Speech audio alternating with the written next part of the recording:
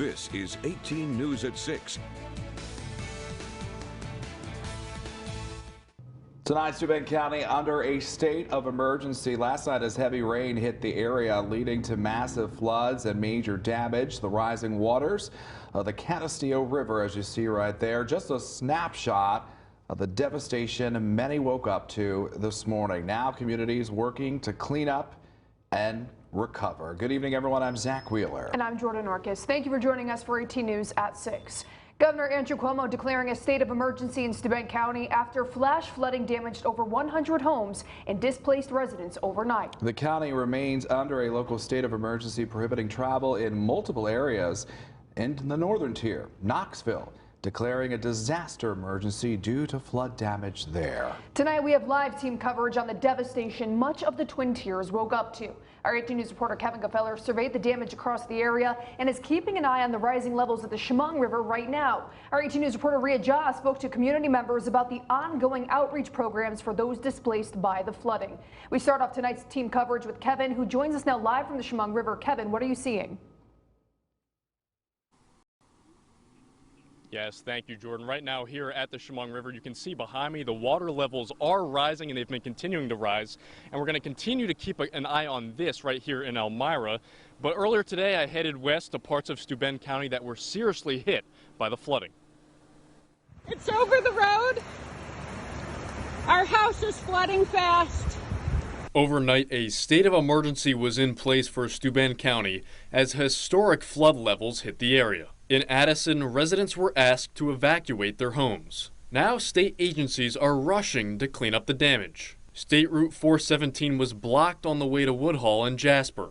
Roads collapsed, leaving individuals stranded. One road in Troopsburg left a sewer pipe that was once under a road exposed. Even as far south as Knoxville, Pennsylvania, the Red Cross assisting in the disaster relief efforts. Up north at Keuka Lake, some residents had a rude awakening. I woke up to carnage. I mean, all this stuff, everything you see here, we pulled on shore by hand. That was all floating out there. We must have saved half a dozen boats. This morning at 6:30, you could walk on that aluminum dock. Now it's underwater. So it was a pretty incredible morning.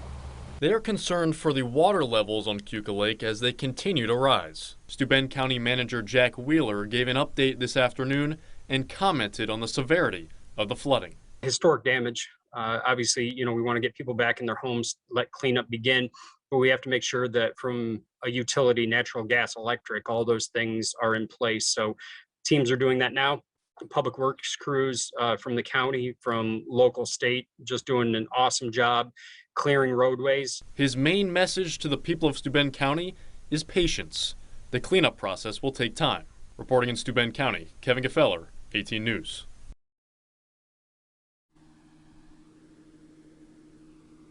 Now, I got a chance to speak with Wheeler, and again, after speaking with him, he was saying, again, patience is the main concern, and just continue to be patient as long as the process, the state agencies continue to try and clean up this process. And while some are trying to clean up, others are just trying to wait and get back to home. And now Rhea Jha is live in the Satellite Center with more on that. Good evening, Rhea. Good evening, Kevin. As you said, residents in the Addison area were asked to evacuate their homes, and the Red Cross is providing an emergency shelter where many of those flood victims slept last night. I'm really friggin' scared. I've never seen it so bad. Those who lived on the south side of Addison were in extreme danger due to the rising Tuscarora Creek. The emergency shelter was established at the Corning Painted Post High School gymnasium, where 30 flood victims slept last night. They're basically pulled from their home without hardly any notice and expected to be in a dormitory setting with 30 other people. It's not comfortable, and one lady had to be removed from her home by firefighters because the water was up to their waists. The next morning, uneasiness settled in the gymnasium as people waited for hours for news from officials about when they could go home. People got up around 8 o'clock, had breakfast, very anxious to get back home. A little frustrated because we didn't have an answer. Last night, the shelter provided beds, food, water, and a shower, and residents were bused back to their homes around 11:30 the next morning. But at the end of the day, as they're getting on the bus to go back to their home, I was thanked numerous times for the work that we do. The emergency shelter will be open tonight for anyone who still needs a place to stay.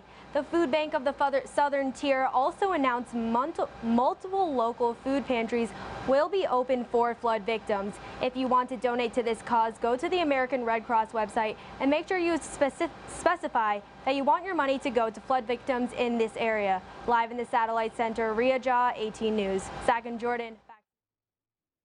And again, if you are in need of assistance following last night's flood damage, links to resources and assistance can be found on our website, mytwintiers.com. Well, Steuben County officials have been working around the clock in the wake of all of this flooding. And joining us now live over video chat is the county's Director of Public Safety, Tim Marshall. Tim, thank you so much for joining us. Good evening, Zach. What is your biggest concern right now?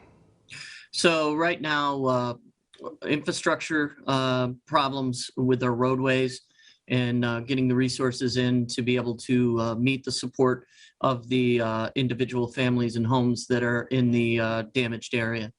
Now, I know many had to evacuate last night. What is the status of those who actually had to leave their homes? So the folks within the village of Addison have been allowed to come back into their homes. We did that this morning after allowing public officials to get in there and to check the services and make sure that there were no safety concerns. Now, we understand as Jordan and I were here last night, and this was going on, obviously we were hearing reports of many water rescues. Was there any injuries that you know of or anybody that was severely hurt in the wake of all of this flooding?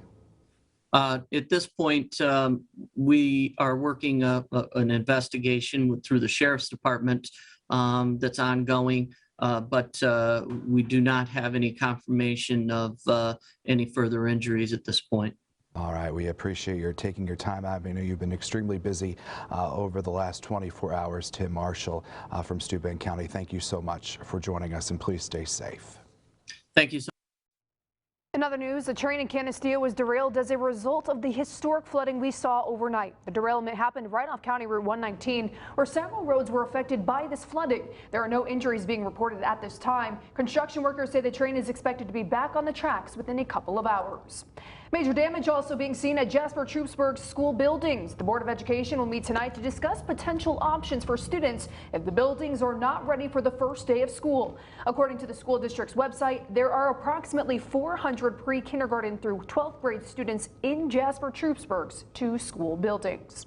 In Elmira, there was minor flooding at Eldridge Park this morning, where the pond was overflowing onto sidewalks and near the buildings. It does not appear the water impacted any of those buildings. Meanwhile, a local business impacted by the flooding was Tags in Big Flats. Video here shows much of the concert venue underwater. Tags' Facebook page says the Scott McCreery and Chris Lane concert scheduled for Saturday is still on.